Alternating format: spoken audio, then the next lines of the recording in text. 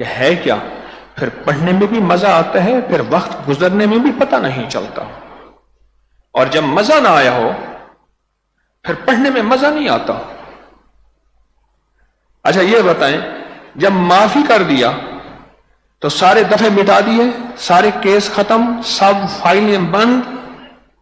اسی طرح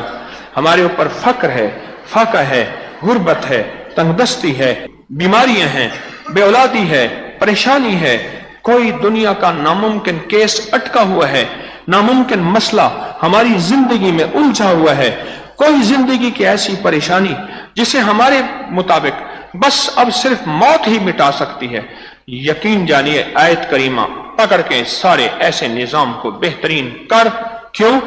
اعتراف کر لیتا ہے، اللہ کہتا ہے فائلیں بند کرو اس کی، اور اللہ کہتا ہے سب کچھ مٹاؤ، مولا بڑا مجرم ہے، اعتراف کر لیا ہے، مجھ سے بڑا غفور الرحیم کوئی ہے۔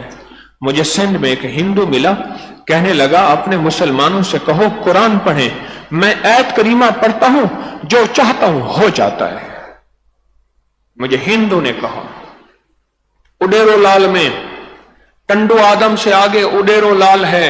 لال اڑتا تھا، شہباز ٹنڈو آدم سے آگے اڈیرو لال ایک دربار ہے، اس پہ مندر بھی ہے، وہ ہندو بھی وہاں جاتے ہیں اور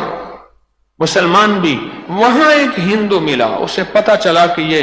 لاہور سے آیا ہے اور اس کی نسبت حجویری سلسلے داتا دربار کی نسبت ہے، اس کے ساتھ حجویری سلسلے سے نسبت ہے۔ مجھے لگا مسلمانوں سے کہو یہ پڑھیں، انی کنت من الظالمین، ہندو پڑھے تو اس کو مل جائے۔ معلوم ہوا کہ اگر میں پڑھا ہوں، میں نے پڑھا ہے اور مجھے نہیں ملا، میری بے یقینی ہے جو مجھے کھائی جا رہی ہے، میرا شک ہے اور میری بے ترتیبی ہے، اور میری زندگی کا اندر کوئی ہے کمی